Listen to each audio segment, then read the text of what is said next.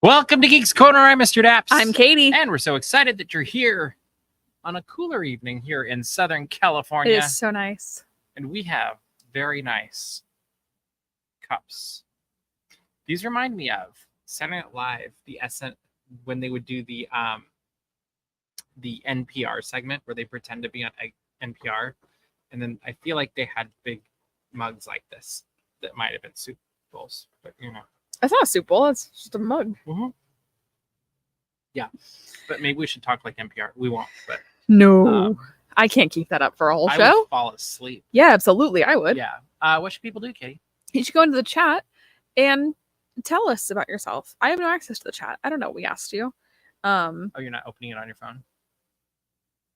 I mean, I can. I thought you were going to. But I haven't. Oh, okay. Anyway. I see. Yeah, go in the chat. Join the conversation. Let us know what you think the most exciting thing of the last week was. Do our job for us. That was a joke. That was a joke. That was a joke. I'm kidding. That was a kidding.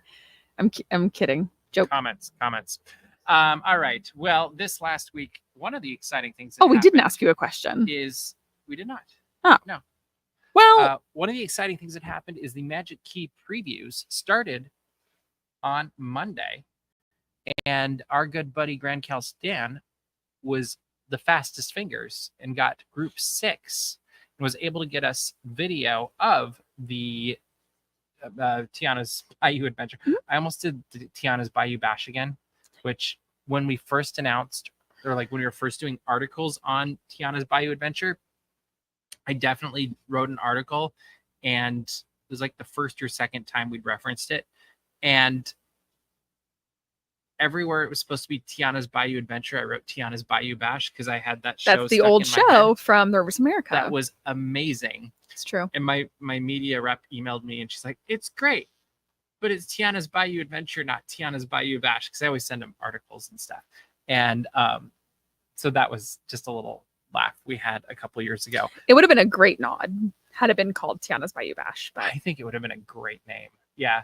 But they didn't name it that. And that's okay. Tiana's Bayou Adventure. I don't work at WDI. We have video of the ride. We have video of the queue and the ride. All of it you can watch on our YouTube channel. Thank you, Stanley. To Grand Cal Stan.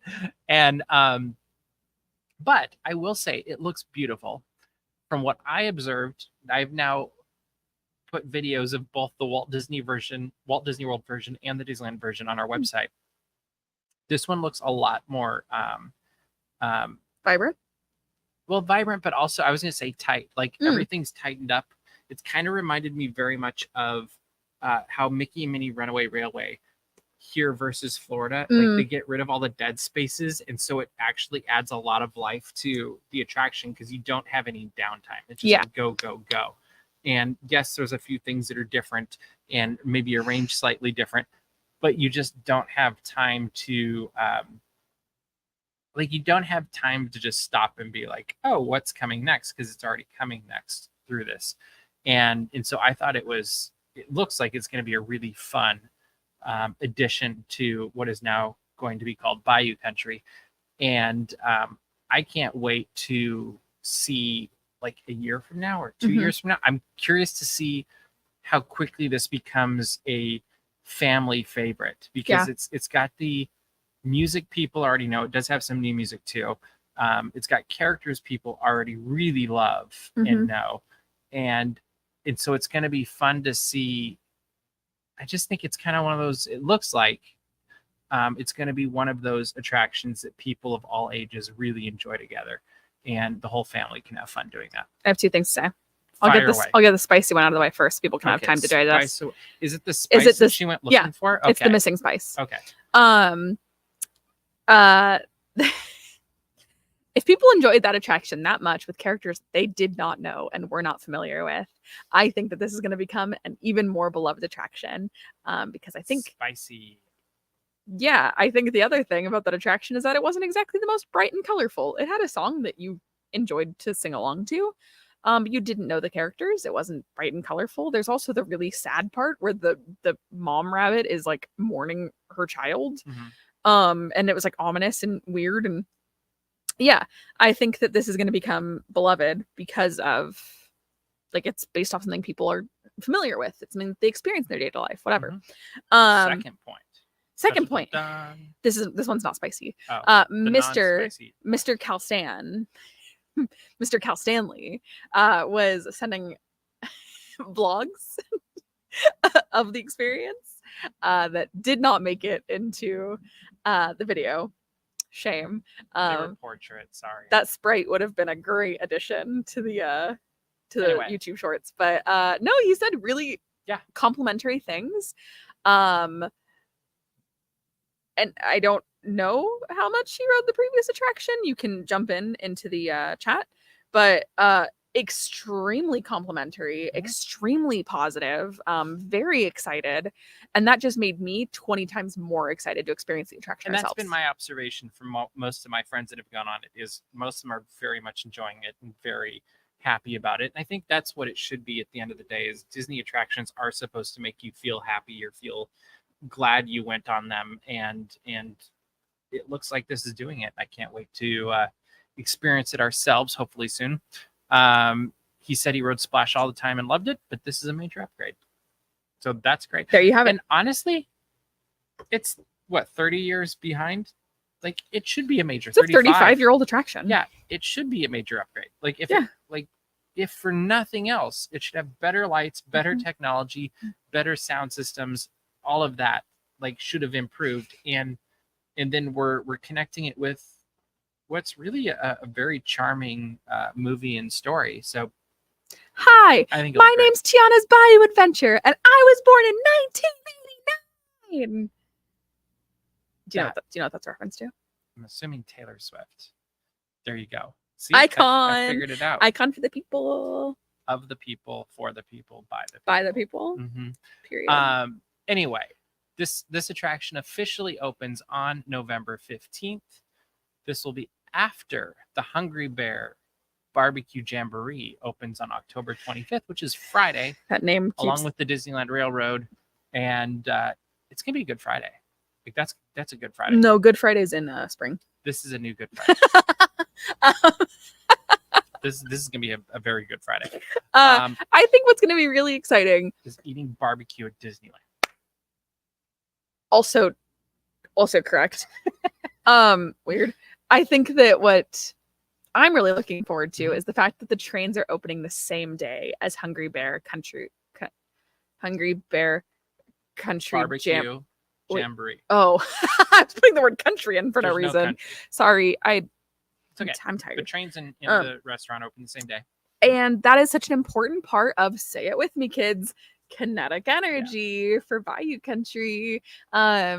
Because when you sit at, we can still run as Hungry Bear, right? Can I still say that? Still Hungry Bear. Okay. Yeah. When you sit at Hungry Bear, that is such an important part of eating at the restaurant, is the Mark Twain going by, the Columbia going by, the train going by. The perfect world is when you get the train going by and the Mark Twain, and they do shave and a haircut together. Yep, that's fun. And they'll typically the train will start it, and then Mark Twain will respond, and then the Mark Twain will do it back, and the train will respond. Like, you're sitting there eating, and now hopefully the food is like even better than it was before, and you get to eat barbecue. No, we hope it's fantastic. Yeah, like this is gonna be great. My big question with the train reopening: will you be able to look down into Tiana's Bayou Adventure as you go through it, or will they keep that closed to November 15th? My guess is it'll be closed to November 15th. Yeah, I think it's gonna be open. Really? Yeah, I think it's a great tease. Oh, Come actually, back on November 15th. Actually, you can go right there. It won't be closed off because Magic Key previews have already started. At first I was like, no, they want to keep it a surprise for the guests. No, I think it's going to be open. I think it would be open, and it should be open if it's not. Like, I think that'd be really cool. Do you think they're going to play the special spice on the train? I would assume so. Because that is before where they played. Yeah. That's always been one of my favorite parts of the train, though, is going through and seeing that attraction. Mainly because we've had a lot of discussion about this in the last week, so bear with me. People Mover, may she rest in peace. You would go through attractions that were live and operational. You would go through Space Mountain. You would go through Star Tours. You would see the queue. All those things. And I think that is such a fun thing You get to experience an attraction without going on an attraction. And that's very special and something very unique. And so that is something I really love. It's something, one of the main reasons I wish we could have People Mover back, besides like genuine enjoyment. It's the People Mover. It's actually also that, but I yes. love the going through. It's one of my favorite parts. It's the preview of everything in the land, or if it's the railroad, it's the preview of everything that's in the park. Like the Tomorrowland Transit Authority, you get to see Buzz, you get to go through Space Mountain and hear the screaming, and it's just very much like a trailer for the park or the land. Yeah, I agree. Living with the land. All right, we're gonna move on from Bayou Country and Tiana's Bayou Adventure, and move into another thing that's coming in November, and that is the resumption of Magic Key sales, which we have new prices for them. You can go back and look at them on the website. We covered that a week ago, I guess. And but I think it's very interesting how they do Magic Key sales now, where it's open for a while and then they close it and then they open it and they close it, and it's not necessarily that they're sold out; it's they're suspended. Like that's the verbiage that's used, I believe. And the verbiage that was used for this was you could buy you or your loved one a holiday gift. Yeah, which this makes sense. It's November. It's a good time to do that. And in case you forgot, the pass is not activated until you use it for the first time. And including if you use it for parking. Including if you use it for parking. Unless it's a renewal, then it's immediate.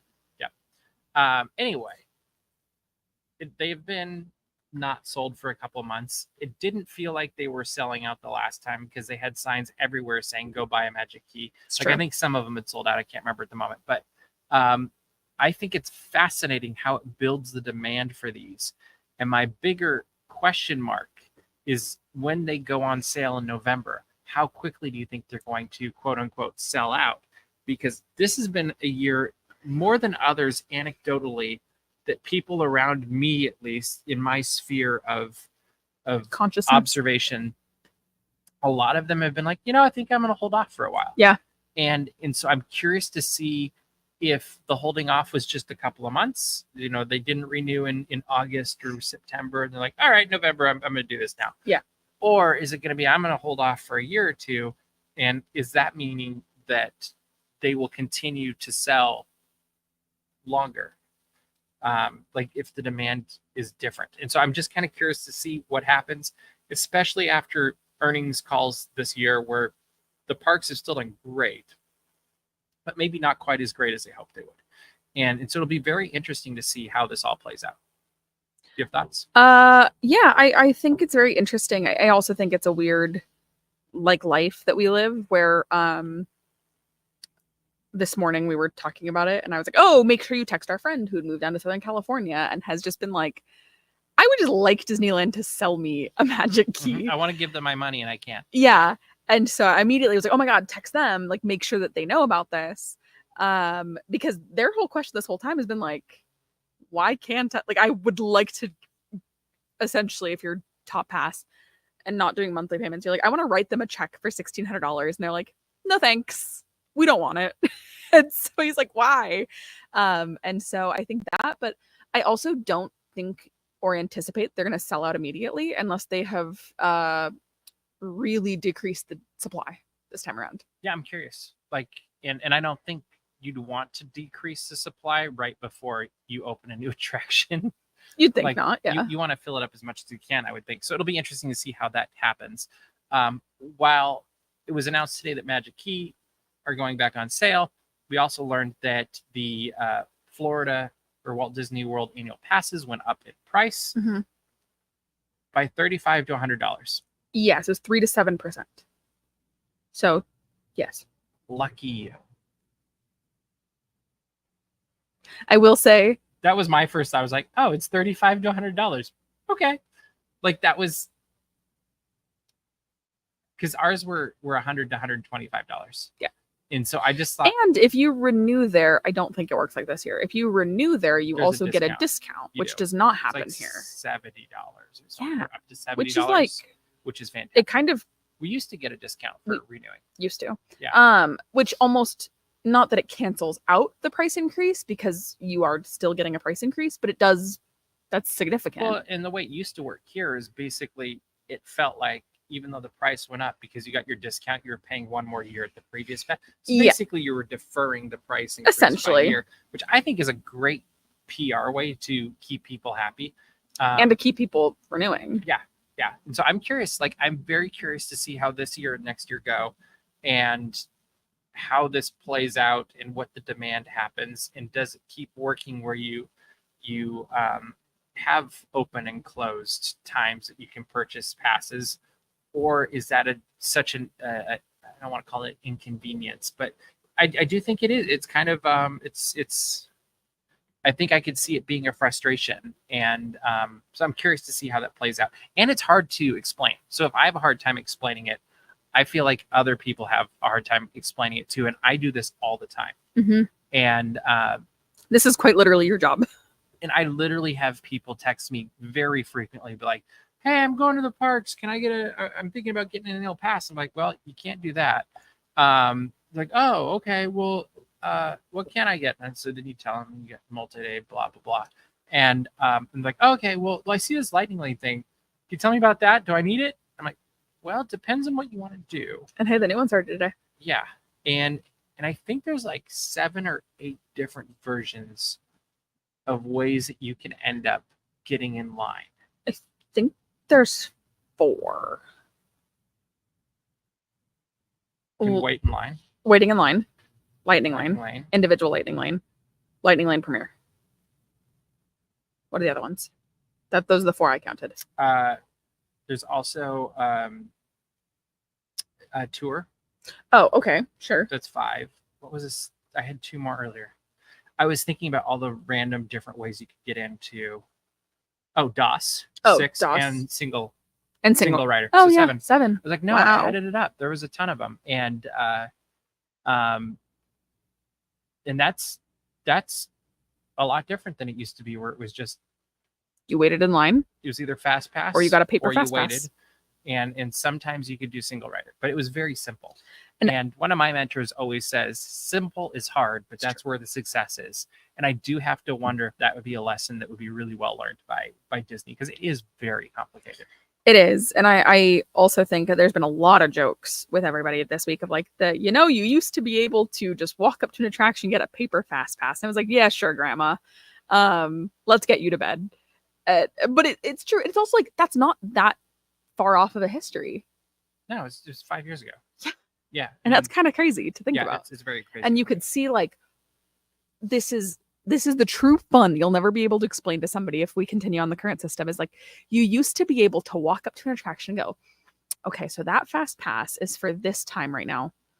Let's come back in like an hour for our fast pass, because we want to time it and gauge it and so on and so forth. Which is the demand that this new, $400 whatever Lightning Premier Pass gets you, is you can go to each attraction whenever the heck you want, but only once. Yeah. As where before you could go on Space Mountain, get off Space Mountain, get another fast pass for Space Mountain. And to counter my thought just a minute ago, just because why not? Sure. This really all does come down to demand. That at some level, Disney has done the math and they've done the equations and the algorithms to be like, hey, you know what? There is a demand for this. There is.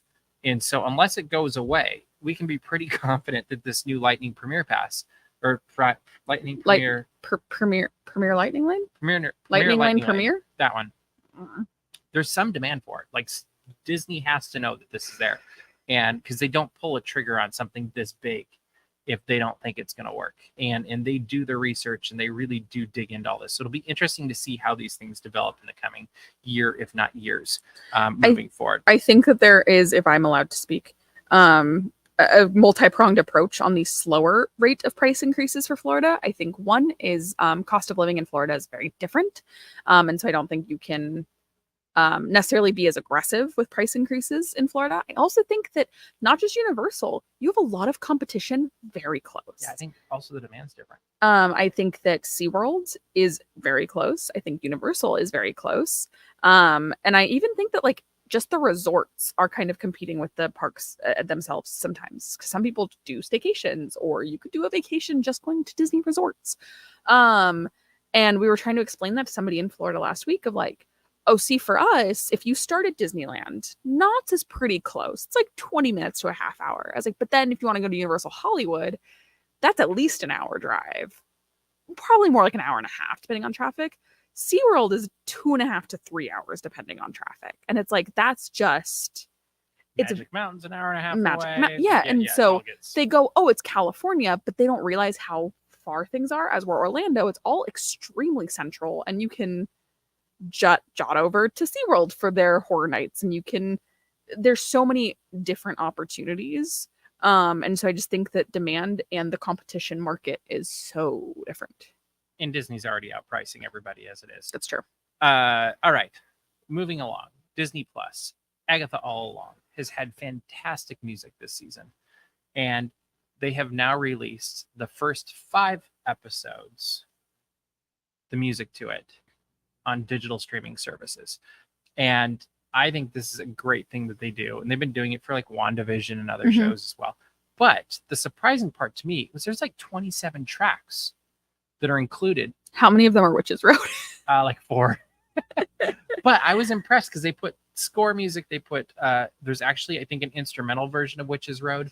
Like, it really is cool. And I love that they're doing this and they're making it available for us.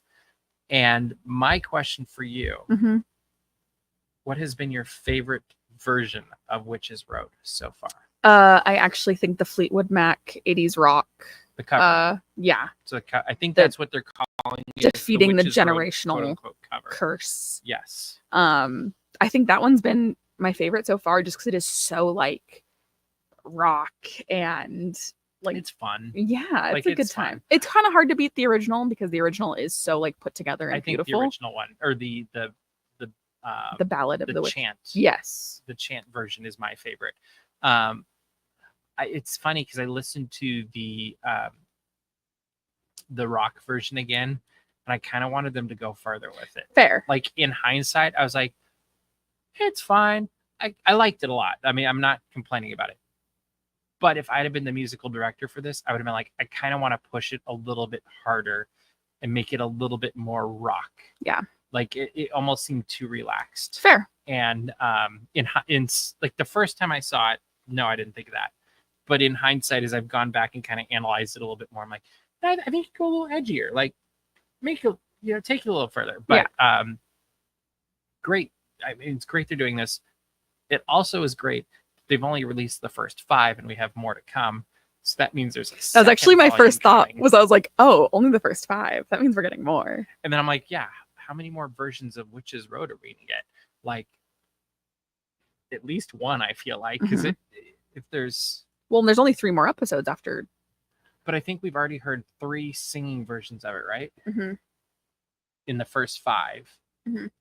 So that's basically almost every other episode you're hearing some version of that song. And because you have the chant, you have the TV show version, and then you have the rock version. And then we had the one last week that was like the original. Oh yeah, I guess that's probably officially the chant. Now that I'm thinking about it, as I was looking at the. No, the chant would be when they open the Witches Road. I think it's Witches Road is the one that Alice's mom does. What's the one we saw at D23 then?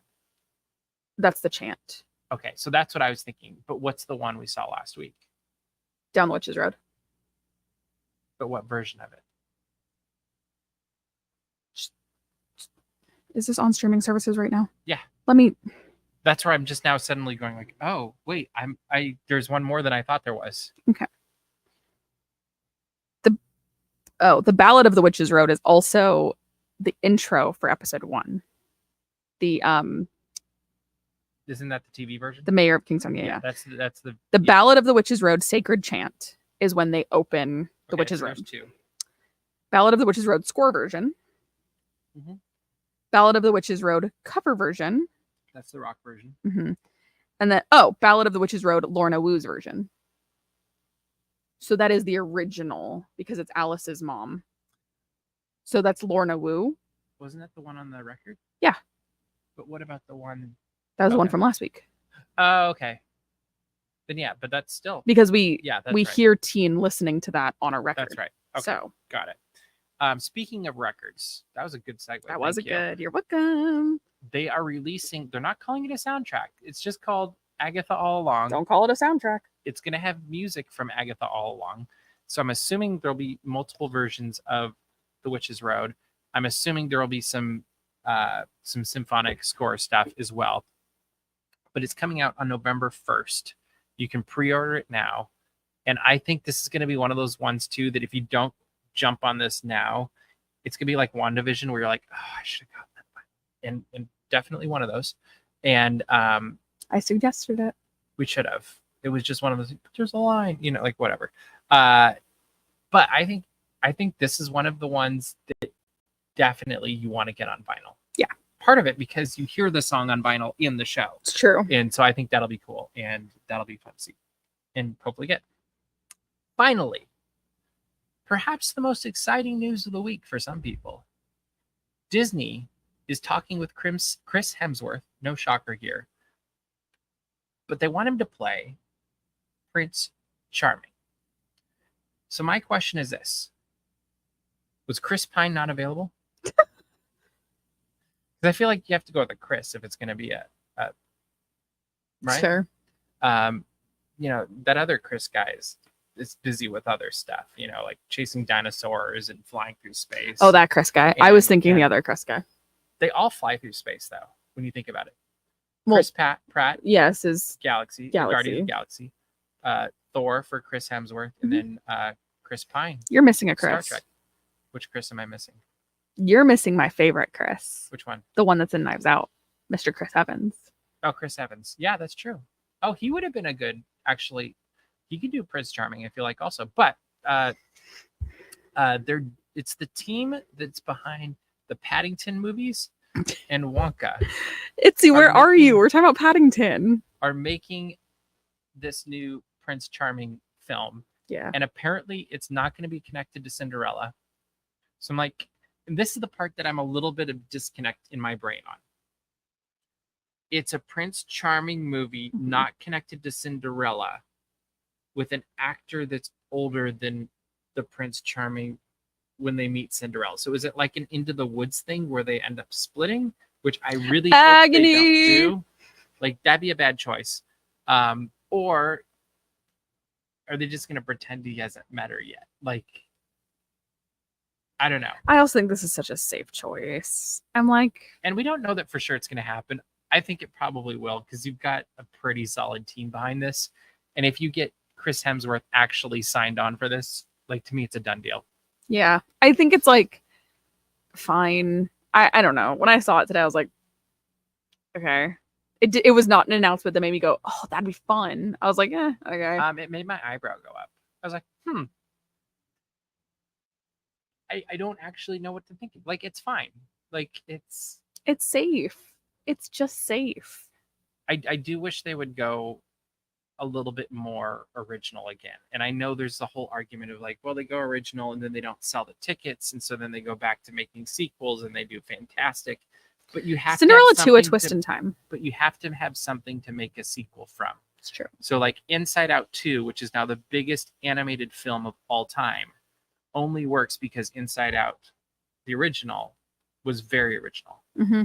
And so you do have to have that little bit of a give and take between, like, I'm just going to assume that we're stuck with sequels forever, and I'm okay with that. But they have to be original, I feel like. They have to add value to the story of the characters. Like, there has to be a reason for this to be made. And they don't play it too safe. Like, I just think you have to go for it and not. And maybe they can do that with this. Like, the Wonka movie looked like that was unique. I didn't see it. I've watched parts of it, but I'm curious. Yeah, I don't know. So, would you want to go see this? No. Honestly, no. What about Disney Plus? Maybe in the background. Okay. I think I'd put it on and be like, What if it's a musical? No. Even less. I might be on board if it's a musical, just because I think seeing Chris Hemsworth singing and dancing could be very amusing. Yeah, I think that'd be fun. All right, it is now Geeks Corner Plus. If you have any questions or comments you'd like us to respond to, put them in the chat, and we'll stick around for a couple more minutes before we call it a night and pack this thing up. Right? Yeah. Right. I'm tired. Fair. So I think if you're going to redo a movie, you remember the little penguin short? Yeah. Why not make that into a movie? Live action. With a CGI penguin? I mean, that's it. It answers a lot of things. It like ticks the boxes that they like. Who's your favorite Grand Californian fan? There's only one answer to that. Cal Stan. Melinda. Oh, okay. There you go. Okay. Kidding, Stanley. Love you, Stanley. Melinda is a craftsman, like specifics. Craftsman specific. Mr. Jonold is the Grand Cal Stan is the Grand Cal Stan. There you go. Yeah, I know. There you go. Who's your friend that likes to play Grand Cal? Hearthstone makes you shout, hooray, Cal, Grand Cal, Grand Cal. I've lost it. Please, somebody put that as a short or something. That was very funny. That was very funny. All right, we are running out of time. Katie, what should people do? You should go to dapsmagic.com, check out all the Disney and geek news as it happens, subscribe to our mailing list, and from there find our Patreon, where we have a whole lot of fun. We share a lot of behind the scenes content. You can help us even plan the new set for Geeks Corner. That is correct. Also, make sure to subscribe to our YouTube channel. We've got a ton of videos going up and a ton more that we just filmed over the last week that nobody has seen yet. That'll be a lot of fun as well, and you won't want to miss any of that. But that is all the time we have for you this week. So we will see you round the corner. Bye.